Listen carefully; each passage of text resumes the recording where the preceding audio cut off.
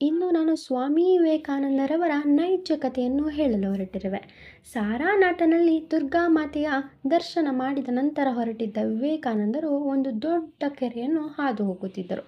ಈ ಸ್ಥಳದಲ್ಲಿ ದೊಡ್ಡ ದೊಡ್ಡ ಮಂಗಗಳು ಸ್ವಾಮೀಜಿಯನ್ನು ಆವರಿಸಿದವು.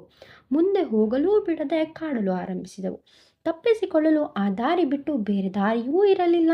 ಮುಂದೆ ಕಾಲು ಇಡುತ್ತಿದ್ದಂತೆ ಕಿರುಚಿಕೊಂಡು ಪಾದದ ಮೇಲೆ ಬಿದ್ದು ಭಯ ಹುಟ್ಟಿಸುತ್ತಿದ್ದವು ಮಂಗಗಳು. ಅವು ಹತ್ತಿರ ಬಂದಂತೆ ಇವರು ಓಡಲು ಆರಂಭಿಸಿದರು.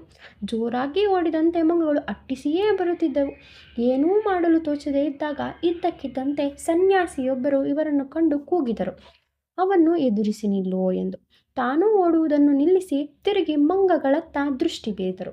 ಹಾಗೆ ಮಾಡುತ್ತಿದ್ದಂತೆ ಹಿಂದೆ ಓಡಿ ಹೋದವು ಮಂಗಗಳು. ನಂತರ ಸನ್ಯಾಸಿಗೆ ಧನ್ಯತೆಯಿಂದ ನಮಸ್ಕರಿಸಿದರು. ಕಷ್ಟಗಳು ಶತ್ರುಗಳ ಹಾಗೆ, ಎದುರಿಸಿ ನಿಂತರೆ ಗೆಲ್ಲುವುದು ಕಷ್ಟವಲ್ಲ ಎಂಬರ್ಥವನ್ನು ಅನುಭವದಿಂದಲೇ ಹೇಳಹೊರಟರು ಇವರು. ಕಷ್ಟಗಳನ್ನು ಬಿಟ್ಟು ಓಡಬಾರದು, ಎದುರಿಸಿ ನಿಲ್ಲಬೇಕು. ಸಂಕಷ್ಟಗಳು ಬಂದರೆ ಅಚಲ ಮನಸ್ಸಿನಿಂದ ನಿಲ್ಲಬೇಕು. ನಮ್ಮ ಗುರಿಯನ್ನು ಮರೆಯದೇ ಸಾಗಬೇಕು. Even if the path is full of monkeys. ಇನ್ನು ಹೆಚ್ಚಿನದು ನಿಮಗೆ ತೋಚಿದರೆ ಕಮೆಂಟ್ ಸೆಕ್ಷನಲ್ಲಿ ತಿಳಿಸಿ.